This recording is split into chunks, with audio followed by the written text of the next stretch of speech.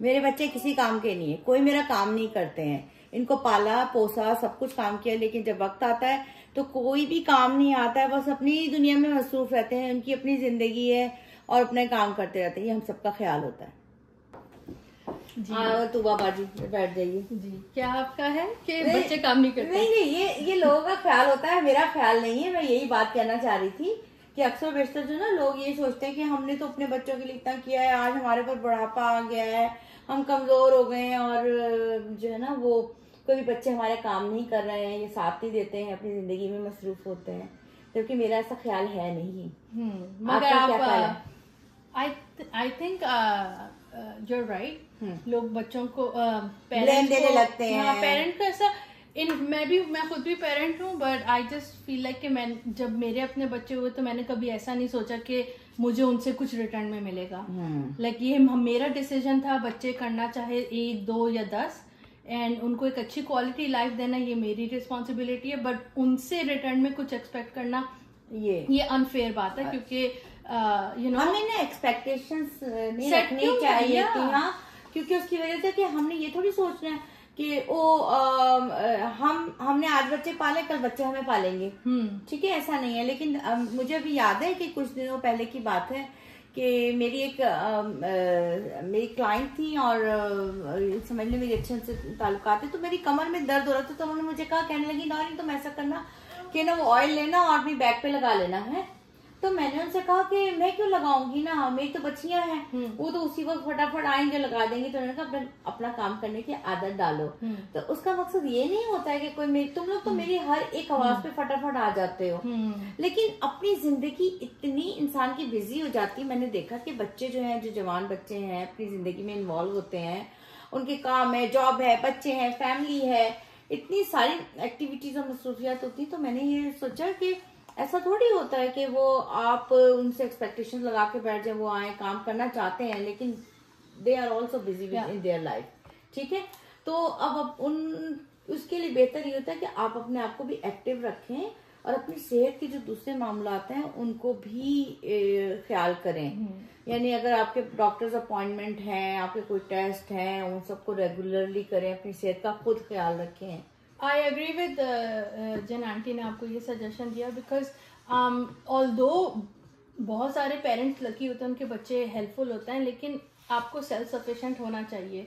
ये नहीं कि जस्ट बिकॉज कोई नाइस है, कोई अपनी मीटिंग्स छोड़ के आ रहा है, कोई आपके लिए लेफ्ट एंड राइट अवेलेबिलिटी बना रहा है, उसका मतलब ये नहीं कि आप उसको अब्यूज करें। पेरेंट्स को भी अब्यूज नहीं करना चाहिए, और आई थिंक किड्स को भी पेरेंट्स को अब्यूज नहीं करना चाहिए। एक हेल्दी रिलेशनशिप होनी चाहिए जहाँ पे आप किसी के कंफर्ट लेवल की भी बात नहीं। आई फील लाइक कि आप किसी को इतना मजबूर ना करो कि वो फिर वो हो जाए, फ्रस्ट्रेटेड हो जाए। हाँ, वो मजबूरी वाले में अब्यूज आ जाता है। लेकिन बेसिकली ये होता है कि हमें अपने बच्चों का ख्याल ये रखना है कि उनको भी दुख ना हो कि हाय अल्लाह हम तो इतने बिजी हैं, हम उनकी जाके खिदमत करें। उनको खुशी होती है जब हम जो है ना इंडिपेंडेंट होते हैं, हम सेहतमंद होते हैं, तो वो उनके लिए भी रिलैक्सेशन है कि अगर हम सेहतमंद हैं। एंड आई फील लाइक कि बैक इन द डे ये एक्सपेक्टेशन इसलिए हुआ करती थी कि अब हमने अपने बच्चों को पाला, वो हमें पालेंगे। आई थिंक क्योंकि पुराने जमाने में डिफरेंट सर्कमस्टेंसेस थे,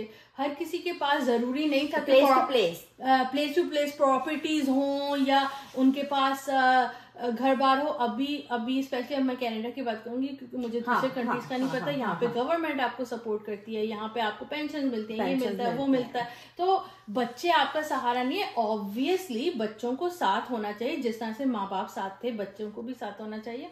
बट अगेन एक ये सॉलिड कि भाई यही हमारा, ये क्यों आपका जरिया हो सकता है। लेकिन I'll be honest, मुझे लगता है कि कनाडा में बहुत सारे सीनियर्स बहुत समझदार हैं और वो काम भी कर रहे होते हैं, एक्टिव भी होते हैं, बच्चों के लिए बहुत कुछ कर भी रहे होते हैं। अपनी सोशल लाइफ को भी एक्टिव रखना चाहिए, अपने दोस्तों के साथ उठना बैठना चाहिए, मिलना जुलना, उससे उनका सहारा बन जाता है। कल कलाकों को उनकी जरूरतें पड़ती है, आपने उनकी जरूरत पूरी कर दी, उनके काम आ गए और वो आपके काम आ गए। यहाँ पे जो बैक होम में हमारे जो इंडिया पाकिस्तान दूसरे, उसमें तो आपस में रिश्तेदार भी मिलते रहते हैं, वो सारी चीजें हो रही थी, विच इज गुड। लेकिन यहाँ पे जब कनाडा में अगर आपके कोई रिश्तेदार नहीं है तो हमारे पास कम्युनिटी सेंटर्स हैं, वहाँ जाके बैठ जाएं, आपके पास यहाँ पे शॉपिंग मॉल है, आपके पास कॉफी शॉप्स हैं, आप जो है बहुत सारे आपके बहुत सारी जगह से हो सकती है, मीन्स बन सकते हैं अगर आप बनाना चाहो। अगर कोई ये कहे कि मेरे घर में आके कोई मजमा जनाब नहीं लगा देना चाहिए, तो ये आपकी सोशल नेटवर्किंग की आपकी बहुत सारी जगह हो सकती है जहाँ आप जाके बैठे मिलें, अपने आप को एक्टिव रखें। आपको अपने आप को एक्टिव रखने के लिए फिजिकल हेल्थ, आपकी मेंटल हेल्थ, आपकी सोशल हेल्थ बहुत जरूरी है। जब आप हेल्दी रहेंगे तो आप भी खुश और आपके बच्चे भी खुश। ये नहीं है, मैं ये कहूंगी कि बच्चे हमारे बहुत अच्छे हैं, हमारे लिए सब कुछ करना चाहते हैं, लेकिन ये लाइफ आजकल के दौर की इतनी बिजी लाइफ हो गई है कि हमें उनको ब्लेम नहीं देना है और हमें उनको खुश भी रखा है। थैंक यू सो मच तुबा, आपका हमारे थोड़े से पॉइंट्स को, ओपिनियंस को busy schedule I know that, नहीं नो, लेकिन हम सब बिजी होते हैं। लेकिन ये जो चीजें जो ना, हमें अपने बच्चे को रिलैक्सेशन देना है कि हमें अपनी लाइफ को किस तरह से जीना है। आफ्टर 50 अपने आप को दूसरी चीजों में इन्वॉल्व कर लें, उनको थोड़ा इंडिपेंडेंट भी होना, और अगर आप नहीं हो तो सीखो। इसमें कोई आई थिंक कोई नई चीज ट्राई करने में कोई मैसेज सबके लिए, बिफोर 50 वालों के लिए भी, आफ्टर 50 वालों के लिए भी है कि भाई इंडिपेंडेंट रहें और खुद भी खुश रहें और दूसरों को भी खुश रहने दें। Thank you so much. No problem.